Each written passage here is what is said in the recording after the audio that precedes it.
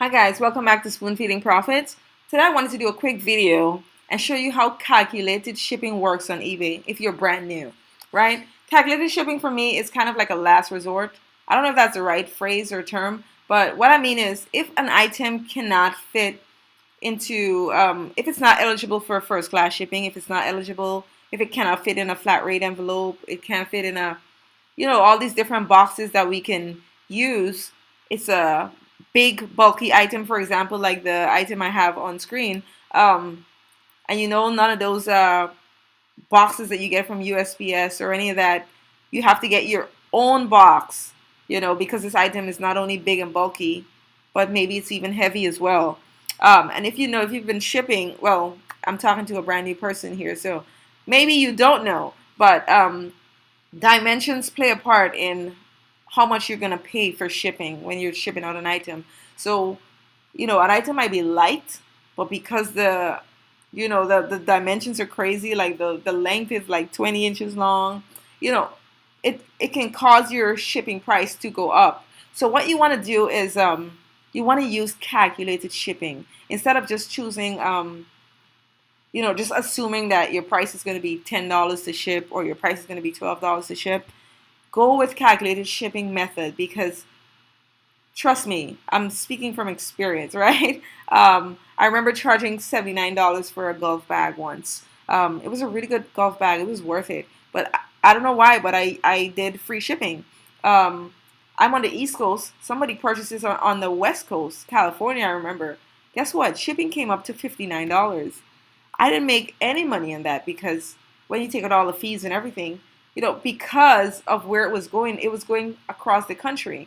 So you have to take that into consideration. I mean, the hope is that somebody would buy it right, like that it's close to you, but you don't know who's going to buy it and where they're buying it from. So you want to be prepared so you don't get hit with any surprising shipping costs, right? For example, you charge 20, but then you see the shipping cost is actually 30, which is $10 out of your profits. You don't want that. So you want to go calculated shipping route for bigger, heavier items, right? So in this example here, I have a golf bag because golf bags are huge. So what we're going to do is, if you just say I'm creating a listing, this is what it's going to look like for you as well. If you're on your computer creating a listing, I'm not going to fill in all this info because it's just an example, but I want to show you the shipping area. So you come down here where it says domestic shipping, right? And it says flat same cost to all buyers. You don't want that. That flat same cost is saying everybody across the board, no matter where they are, we're charging a standard shipping. That's not what we want to do. What we want to do is go here and go to, let me click that again. You go to calculated shipping, varies by location, by the buyer location. Let me explain that really quick. Doesn't matter where the buyer is, or I shouldn't say it doesn't matter, it matters. Based on where the buyer is in the country, that shipping price will show up different for them. What I mean is, you will put in the weight of the item, you will put in the dimensions of the item, but based on where they are, that shipping price will vary for them. So for example, if you're on the East Coast or somebody want to purchase your item on the West Coast, what they're going to see is what the shipping cost is for them based on where they are and where you are. So they might see they're in California, you're in North Carolina, and they might see shipping costs for $50. But then somebody right next to you, say somebody in what's close to North Carolina, they might see their shipping cost as $10 just because they're right there, right? So what that's doing for you though is that you won't be surprised. You won't have to pay anything out of your pocket, so to speak. What they see is what their shipping cost will be, right? So you want to go that route, all right? Another thing I want you to know is, or you can do is, you can make this really easy. When you're listing your item, have your scale right there. Put that item on the scale and you see, okay, it says 15 pounds. All right. What you need to do is take into consideration now, is it a breakable item or is it not a breakable item? It's a breakable item. Okay, well then you need a lot of room in that box. You need enough room to pad that item up, to wrap it really well, to put padding in there so that it won't break. So you're gonna need a bigger box, right? A much bigger box so you have room to fill, so that item does not get damaged on the way there, on the way to the customer. So, for example, the item is 15 pounds, and that's another thing too with weight. If it's 15 pounds when you put it on a scale, you want to take into consideration packaging. Packaging is going to make it, it's going to add some more weight to it. So you kind of estimate this. Okay, it's 15 pounds. It's a breakable item, so I'm going to need a lot of packaging materials to protect this item. You can add on another 2 pounds or 3 pounds. So instead of putting 15 pounds on your calculated shipping, which I'm going to show you in a sec, you just put 18 pounds. You add on another 3 pounds or 2 pounds, whatever that you estimate that item is going to take up. Same thing for measurements. If you measure it and it says 14 inches long, if it's breakable, you know you need some more room. So you're going to have to estimate how big of a box you need. So if it's breakable, say it's 14 inches, maybe we'll do 4 inches. You'll have 4 inches room on both sides. So that'll be 22 inches. You're looking for a 22-inch box in length. You do the same thing for the width. You do the same thing for the side, for the height. And you put that in your calculated shipping. So when it's time for you to ship that item, again, you've taken into consideration all the possibilities. If it's not an item that's breakable, you can just estimate it to size. You know, you could probably put it into, get a box that fits a direct wrap, you know, whatever you can do.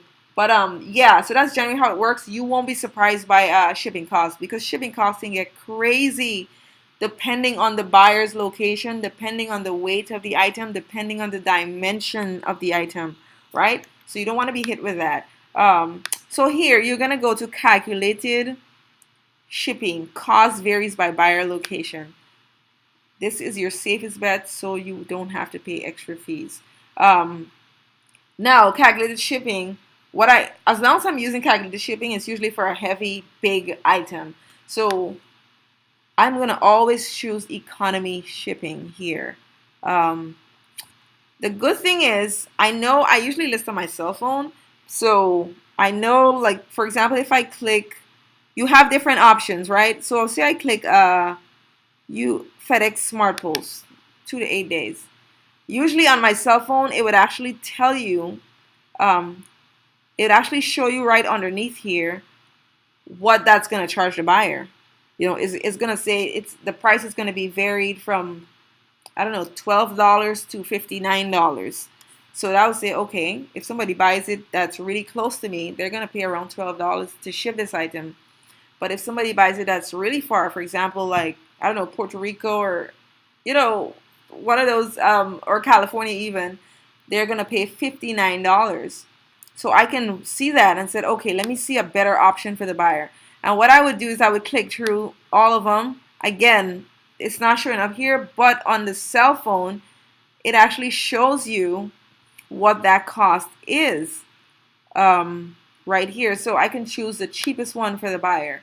But say, for example, you like using FedEx, right? And you choose FedEx. FedEx is not always the best one to choose here, though. FedEx can be really pricey. But like I said, I use this on my phone. But I just want to give you the general idea.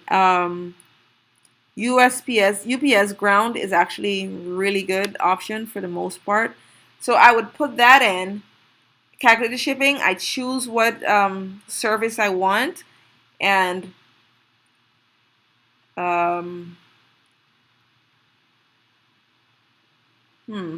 offer local pickup, 2 business days. Okay, this is where you set your handling time.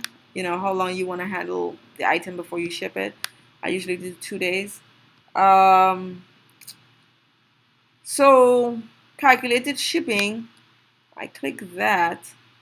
Right. So you click that. Let me close that out again. I got a brain freeze for a second there. But okay, so you choose what shipping option you want, but then you hit calculated shipping right here.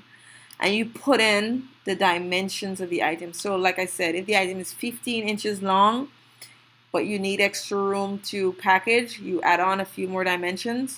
So you put in those, right? Just say 22 by 12, basically your measurements, by 7. Say something like that. And the weight, you always round up the weight, right? So for example, if the weight shows 27, or no, the weight says 15 pounds, 15.8 pounds, well, that's going to be 16 pounds. You round up, right? And then, so you're putting this dimension in. The package, you can choose package or large package.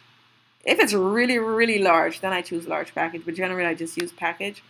Um, you put your zip code, you put your stuff, and you hit calculated shipping, and it'll save that info for you. Like I said, it's easier on the cell phone.